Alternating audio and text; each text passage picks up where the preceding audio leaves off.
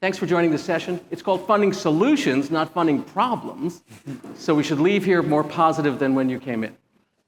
Happy to be here. I head Saga Education, been around 11 years as a nonprofit. But back in 2004, I was one of the two people who designed the first ever in-school day high-dosage tutoring program in a public school in America, the Match School of Boston. That's where this thing began, this little school in Boston, and now it's a global movement. So just personally, I feel so amazingly gratified and humbled that so many amazing people have put their hearts and souls and blood and sweat and tears and energy into this work on behalf of kids. So thank you. You're the team that'll make a difference for America, so I appreciate you. By the way, there are people from other countries. You make a difference for your countries, too. We're going to do just very quick introductions. I'm going to have an opening question for the panel. They're going to tell you some things about their expertise. And then at about 2:35, we're going to have you do some work at your tables, about 10 minutes. Then we come back, some Q&A. We wrap at 3, okay? I'm not going to ask you like a teacher would. Could you say back to me what I just said? Because nobody actually is going to be able to. Okay, so I did my intro, just a brief intro, Lilia, and then Marina, and then Pete. Hello, everyone. I am Lilia Nanez. I'm the Associate Superintendent of Curriculum and Instruction in Ector County ISD in Odessa, Texas, home of Friday Night Lights. Yeah. Hi, friends. My name's Marina Barnett, and I'm an Associate Professor of Social Work, and I'm also the Assistant Provost for Civic Engagement at Widener University, just about 14 miles south of Philadelphia. Good afternoon, everyone. My name is Pete Lavorini. I have the privilege of leading the Innovative Schools portfolio at Overdeck Family Foundation, which is a national funder based out of New York City. Super.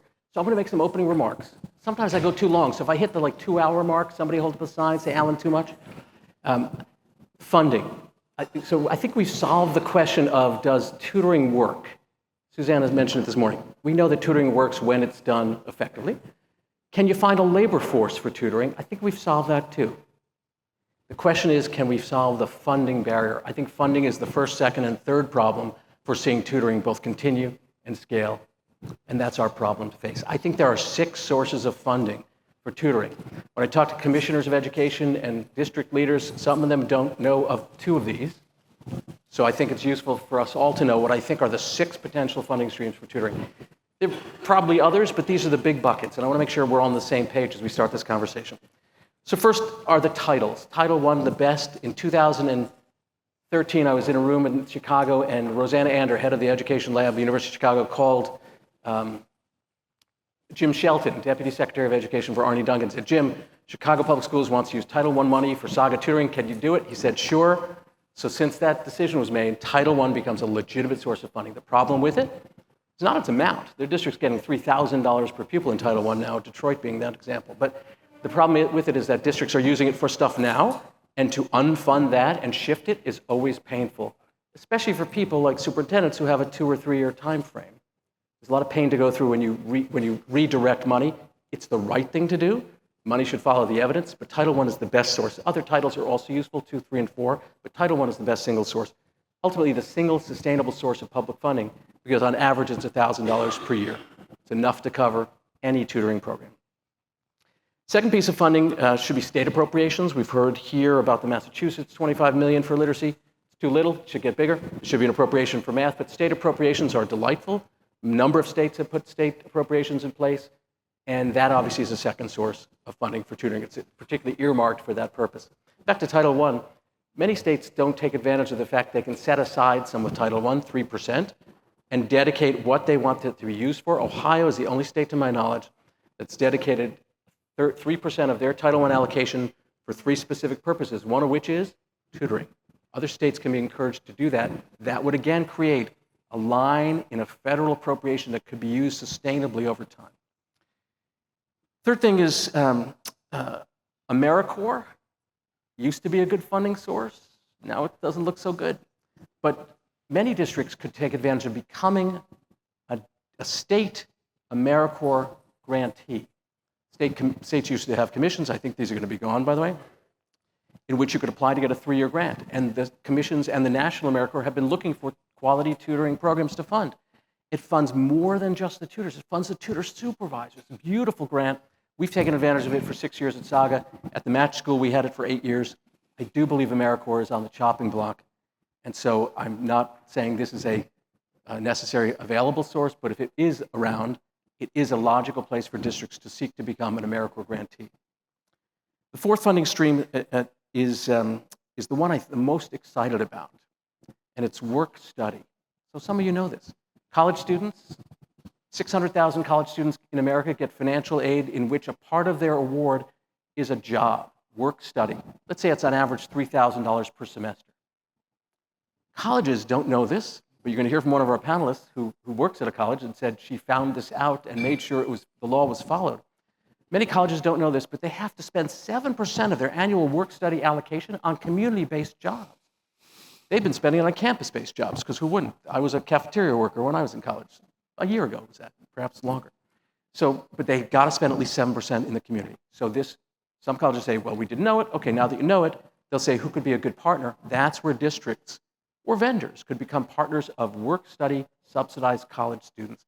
The other beauty of that idea, besides the fact that these college kids come every year, you have a pipeline of college students, could be community college or four-year institutions, is that those students, especially if you recruit juniors and seniors, become interested possibly in becoming teachers. So one of the pain points of district that tutoring addresses is the potential labor force that could become teachers.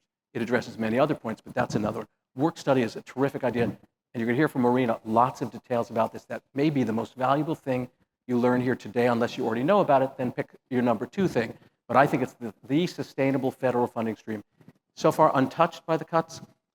If it's framed as an apprenticeship to teaching, those words are very positive with this administration. So work study may survive, and it becomes your secret lifeline to subsidize tutors. The fifth idea, and there's Kathleen Bassett. Will you raise your hand, maybe even stand? Kathleen is the head of the phenomenal New Jersey Tutor Corps that's now also become a Pennsylvania Tutor Corps. They're the only organization I know that's taken advantage of the Department of Labor opportunity to get access labor department funding for apprenticeships, and they're framing their tutoring pathway as a pathway to the apprenticeship position of being teacher. She knows so much about it. There's a brochure on the table outside. I recommend you take one. I'm not the expert. Kathleen and her organization is. See them if that's of interest to you as an additional potential federal funding stream. The last funding stream Pete Lavorini is here to represent is philanthropy. It's not me. In almost every case of Saga for the last 11 years, we've started in a district because philanthropy brought us in. Even when we had RCTs, and we've had 10. And RCTs, and New York said, well, will it really work for our kids? Well, that's the whole point of an RCT. If it's implemented with fidelity, it will work for your kids.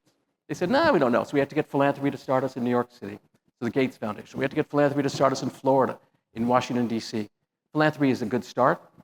And you have local philanthropies. There are also big national philanthropies that, at least until now, have been investing in this because they want to go where the evidence is strong, but they also want to plan where public dollars will replace the philanthropic dollars.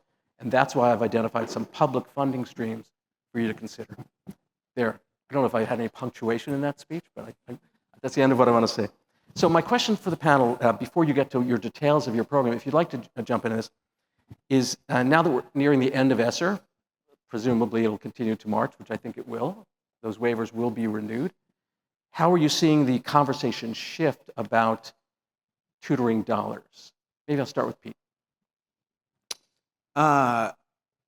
It's a great question, and one I think I had a different answer to before yesterday. Oh. Being here, it's another reason why we at Overdeck are such proud supporters of this conference, such a way to learn and change my own thinking, my own perspective on this. I think I knew, and we as philanthropy, I'm going to talk about the royal we about philanthropy, but the one thing I tell everyone when I talk about philanthropy is if you know one foundation, you know one foundation, right? We are very different from each other. We think differently. What we're trying to accomplish is very different. And so it's important to keep in mind whenever I'm speaking from philanthropy is that I'm going to be giving the view of as much as possible, the view of the Overdeck Family Foundation. So we at philanthropy and we at Overdeck Family Foundation knew that things are going to be tough in terms of sustaining this work long term. I think the magnitude of that challenge is surprising. I think so. Because I think where a year ago or 2 years ago, we in the philanthropy space were really interested in continuing to demonstrate the efficacy of tutoring. We knew we had early signals it was great. We want to continue to fund research because we believe that the evidence tells us that this is something that will move the needle for kids when implemented well and when done well. I think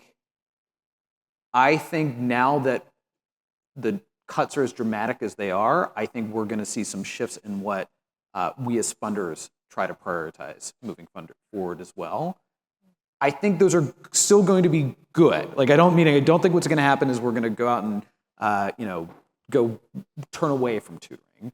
I think instead what we'll probably is try to double down on continuing to find ways to reduce costs to make sure that kids can get it.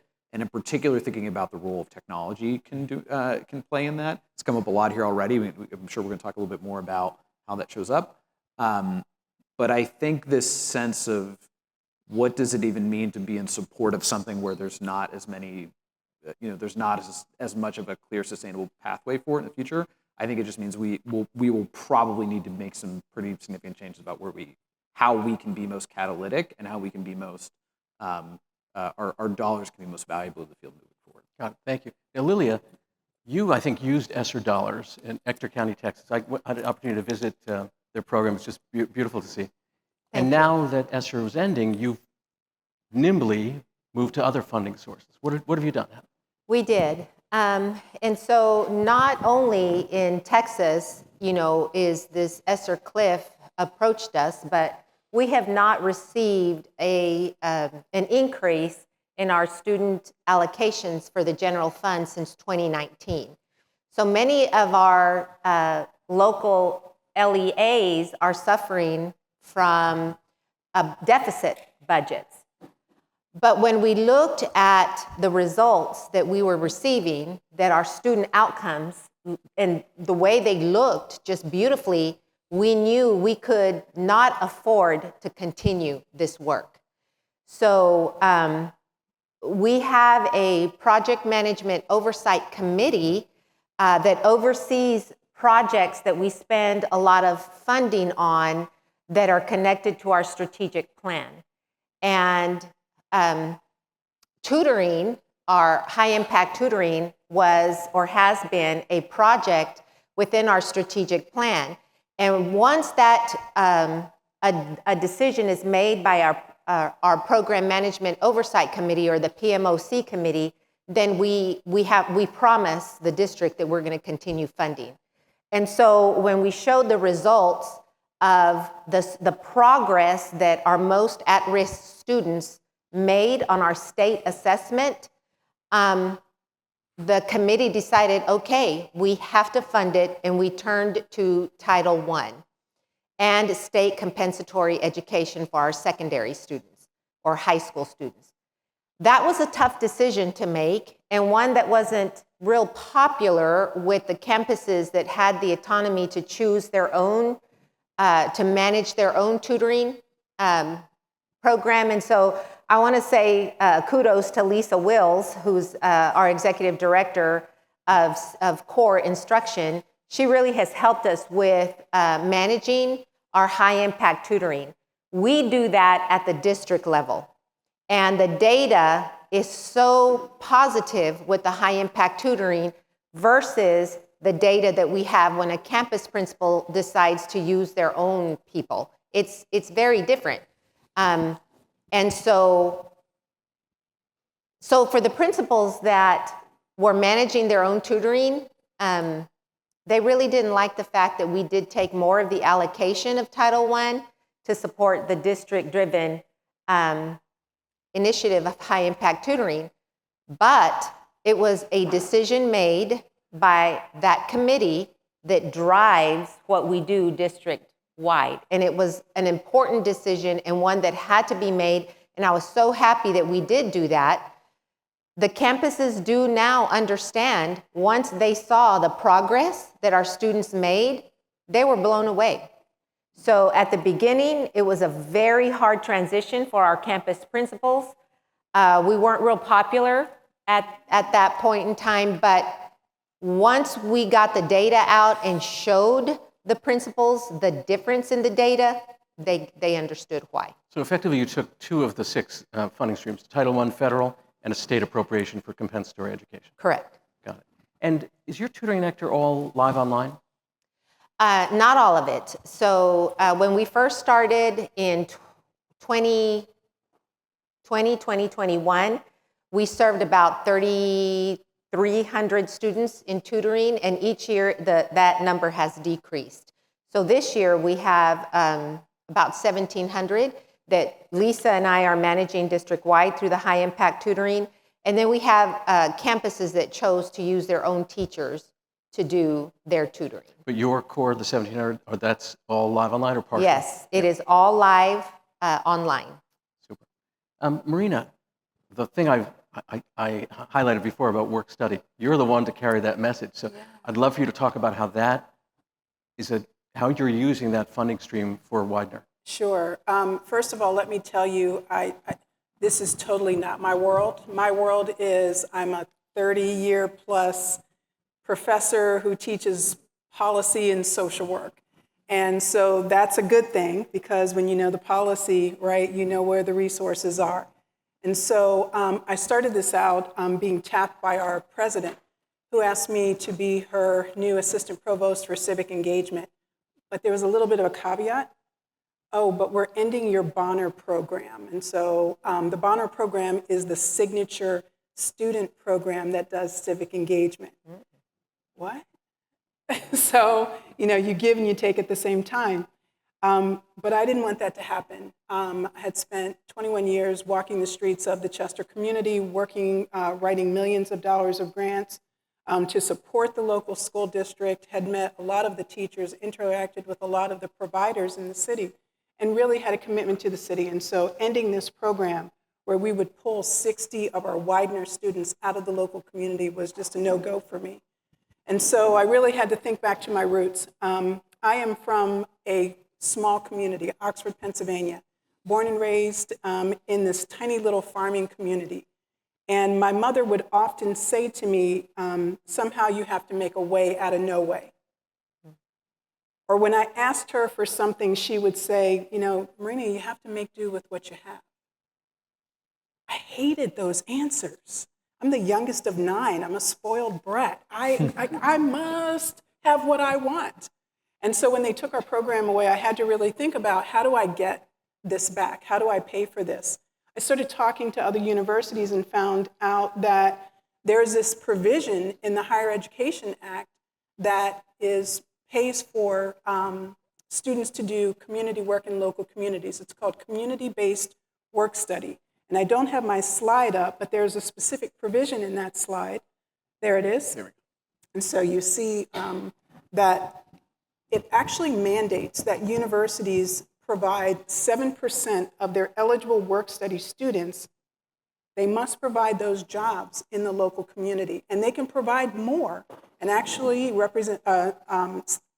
then Secretary Cardona a few years ago asked universities to up that after COVID and to provide 15%. And so this is law, but we weren't following it. We had less than 1% of our students in community-based placements. So I started looking around to try to figure out what it is that we could do, started going through the policy.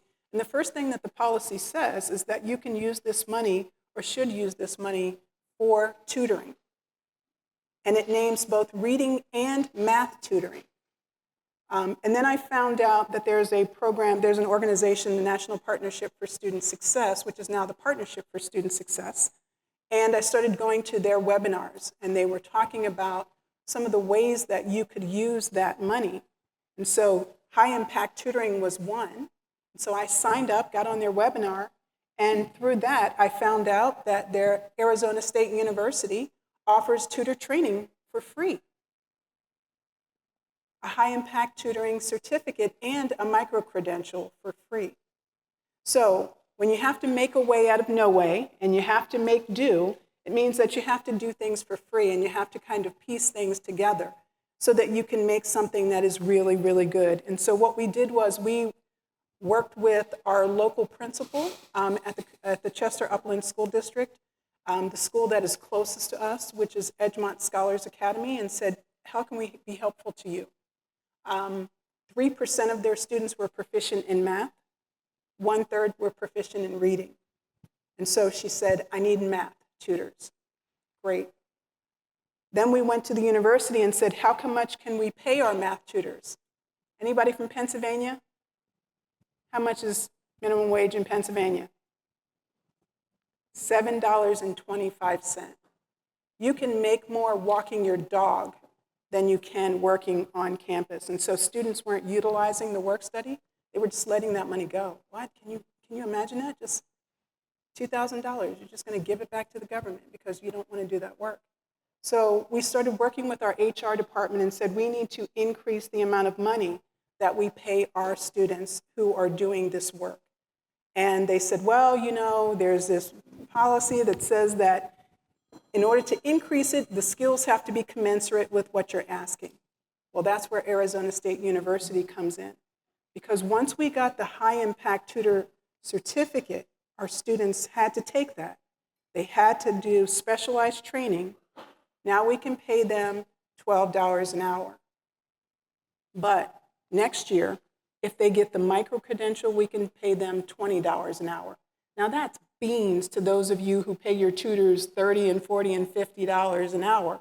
But hey, guess what? In a city like the city of Chester, so if you just take a look at that, we were able to this year, we started out our first semester, we had about 8 or 9 tutors that responded to the job description. The second semester, we had 18 tutors that were integrated day tutors. They did one-on-one tutoring with the students at ESA in math. And then in the afternoons, after school, they did reading tutoring and math tutoring. And we partnered with the Boys and Girls Club so that we could have our students going to the Boys and Girls Club to do after-school tutoring and Saturday tutoring. Marina? Yeah. I saw some people taking a picture of this slide. Yeah. How could they get this slide from you after the conference? MC Barnett at Widener.edu. There's very few Marinas in the world, so if you say Marina and Widener, I'll pop up. And so you're more than welcome to take a picture of it. I just tried to organize my thoughts. But I think the most important thing that's on that slide is that in our pilot year, we saved the school district more than $42,000. Wow. And we saved families $1,500 per family. Is that because they weren't hiring private tutors anymore? They were getting the tutoring at the school? Well, they didn't have any tutors at the school. They didn't have any tutors at the school. They hadn't started a tutoring program. And they had some students that were kind of coming in that were volunteering. But see, now we have a consistent stream of tutors. That's the beauty of it. Every year, the college kids seem to come. Exactly. And it's 100% reimbursable for the university. It costs us nothing to do this. So, it costs us nothing. Quick question. Lilia, you've used Title I and Texas compensatory. Had you considered, or would you consider this as an additional funding stream? I absolutely will. In fact, a few years ago, we did speak with our university in Odessa, and the work study program just had too many requirements. They didn't have the personnel really committed to it. We have a really strong relationship with Odessa College. They're a community college, and they're excellent partners with us. And I think they're going to be open to this. Great. To this opportunity. So one political advice. I find that if you can get to talk to the president or the chancellor of the university, I did this with Northwestern, because the president there is a college classmate. I said, look, can you tell your VP of finance to tell the director of work study that this is a priority for you? Mm-hmm. So he did that, clears the path, and then you've got a warm conversation with that head of work study, because otherwise they're going to get requests from others, and how do they know what to prioritize? They treat you as just another person. But if the president or chancellor intervenes on your behalf, that's helpful. May I? You have another slide. One piece of information. The other thing that we're able to do for the school district that we're working with is that, and you want to think about universities and all the resources that they have available. We have an Institute for Graduate Clinical Psychology. This year we wrote a grant. We'll be providing free psychoeducational testing to students. And we also are able to provide transitional coaches for those students who move from the Chester Upland School District and come into Widener University. And so that's something you really need to think about is what resources are at that university. They have social workers, they have clinical psychologists, they have educators. That's all free if they're connecting with you as partners. Yeah, terrific resource. And at a time when higher ed is under pressure, I think politically they're going to look for some wins. And if they see that they can have their students having a a satisfying work experience and get good publicity for being a good community partner, this could be pretty appealing. You need to make the case to higher ed that this is in their interest too. It's clearly in the district's interest to save $42,000. It's in the kids' interest to have a good work experience. You need to make the case that it's in the university's interest as well. Sure. So a couple bits of thought fodder for you all. I know a lot of you, or many in this room, are trying to find funding to do work from the funders, the philanthropists you may know, the grant makers you may know. Some things that I have found that may be helpful to you all. The first is very few philanthropies that I know of want to be a sustainable source of your work. They want to help you become sustainable. And so there's a meaningful difference in there to say, oftentimes when we support Saga, as Alan mentioned before, and while we have absolutely provided GOS to Alan and his team to go out and work with new kids, what we look at it off is this is an opportunity to try and find new ways to help Saga not necessarily need us in the future, right? Because they found a way to create greater impact for their kid at a lower cost, and they can then go out and work with districts and other purchasers provide. So one thing to think about there. The other thing, part of the reason why we like tutoring is because tutoring helps us achieve some of the other strategic aims we have too. So I mean, and why would that be relevant to you all? Well, maybe there's some organizations, grant makers in your community, that aren't currently funding tutoring, but they are funding teacher development. And we've heard so many ways here in which you can be thinking about either the apprenticeship model, the work-study model, as a way to meet those ends. Or they're really interested in technology and really thinking about next-gen uses of AI. And tutoring, as just